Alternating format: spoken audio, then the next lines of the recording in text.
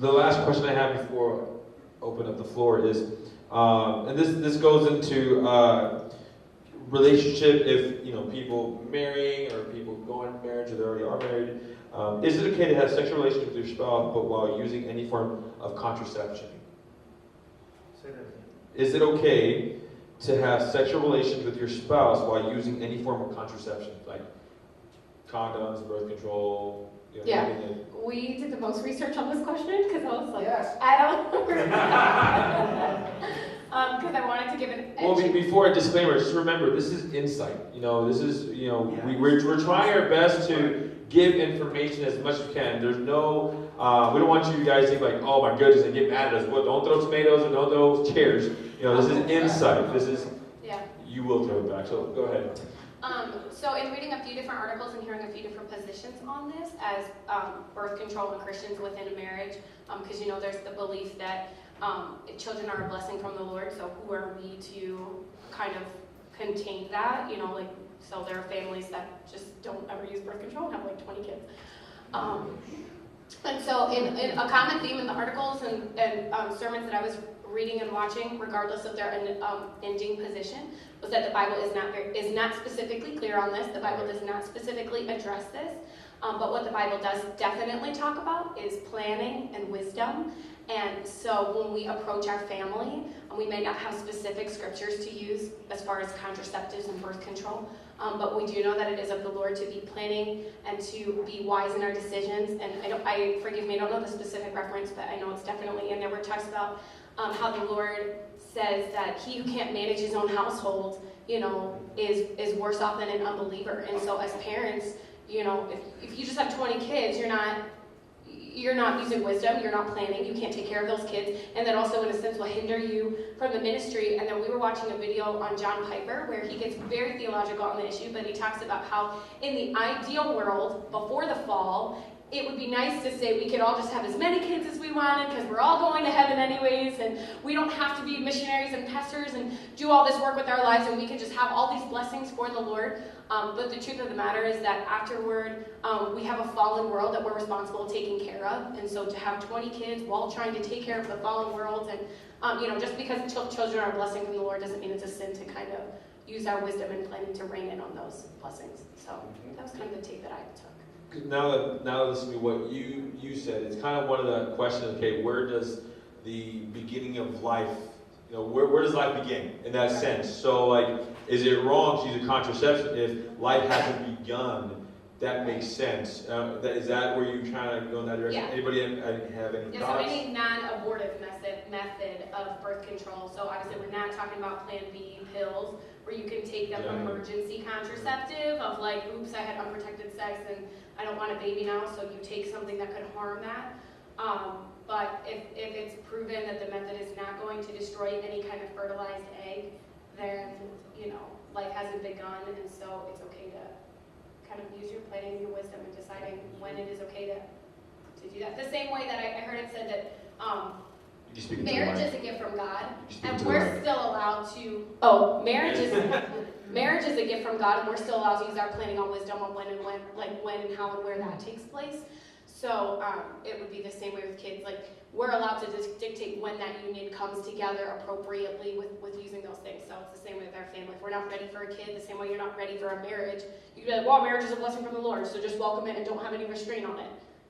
That's not of the Lord. Anybody else have any other insight with that? In Psalms 127:3, where I quote this, behold, children are a heritage from the Lord, the fruit of the womb, a reward. Now, I do believe that there is not a clear biblical prohibition. In other words, there's not a clear stance, do not or for. But I think wisdom is everything, because I can tell you in our family when we got married at 25, and I was making $17,000 a year as a youth pastor and thinking, man, I'm not going to be able to afford the $200 rent. I'd love to have that now.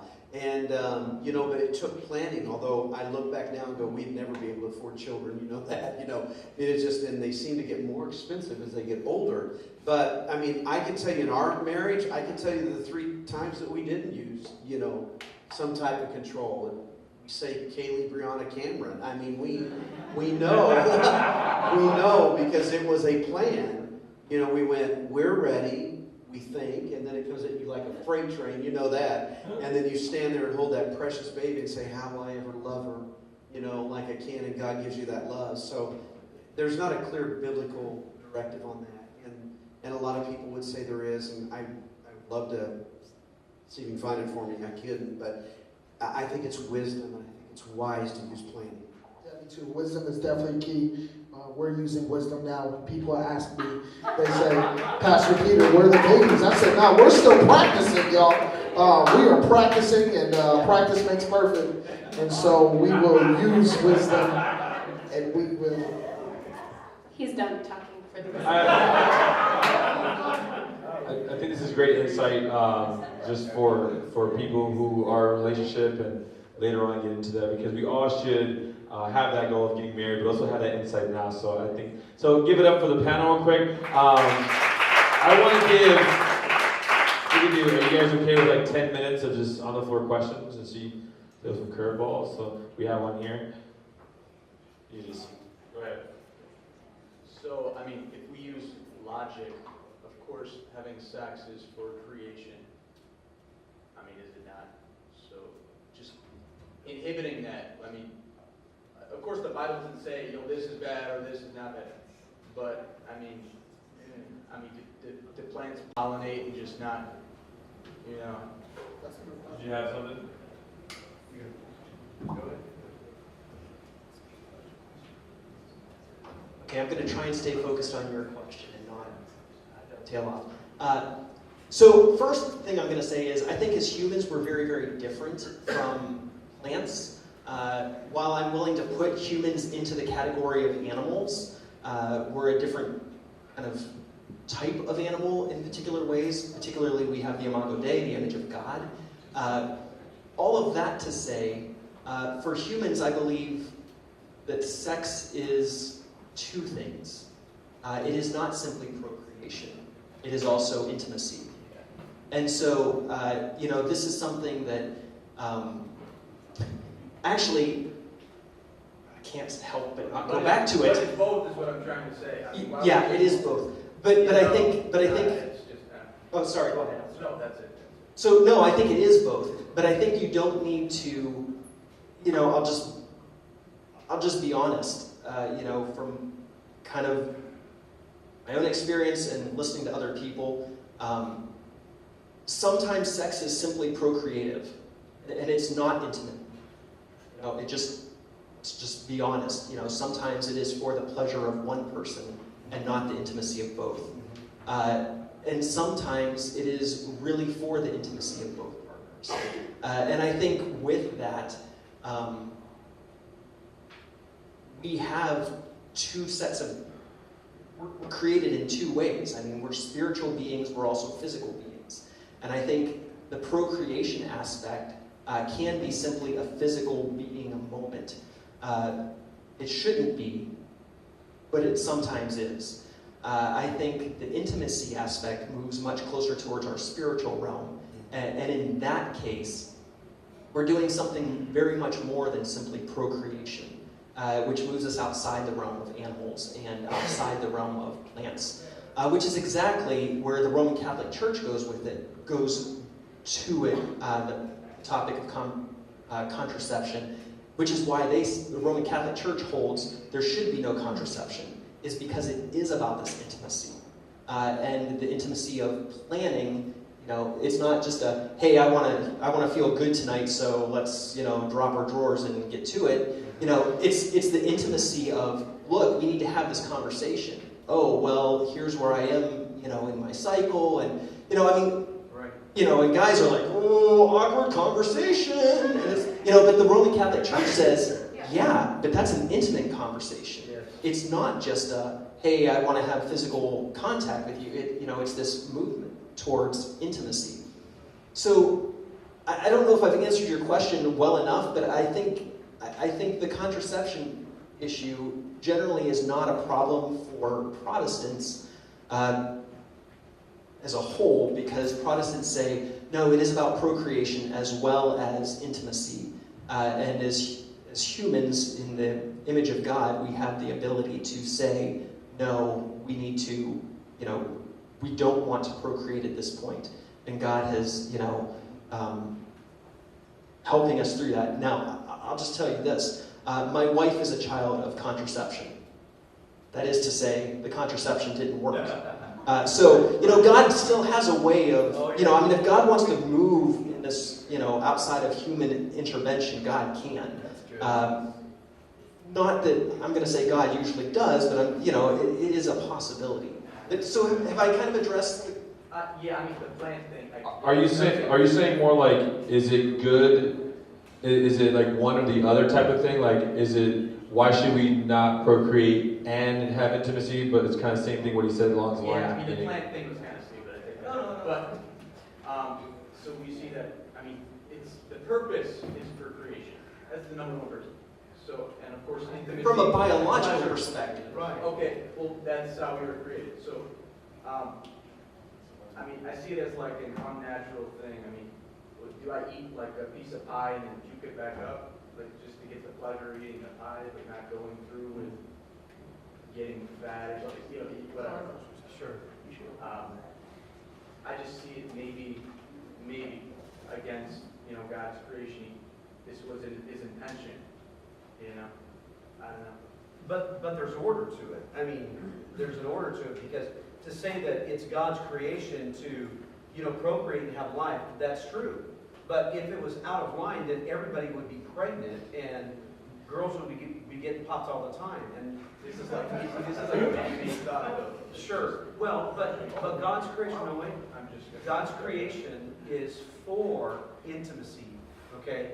He created intercourse to have yada fellowship, the word talks about. And we want to have intimacy. God wants it to. Is there creation to create, to prolong and create? My 3 children are creation by God's grace. And when you look at that, there's an order to it, though. And that order is, he who finds a wife finds a good thing.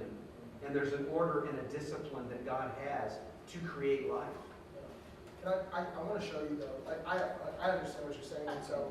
I know I was. And so I think that it's twofold. Like when you say the primary purpose, I think the primary purpose is twofold. Because here's what I believe.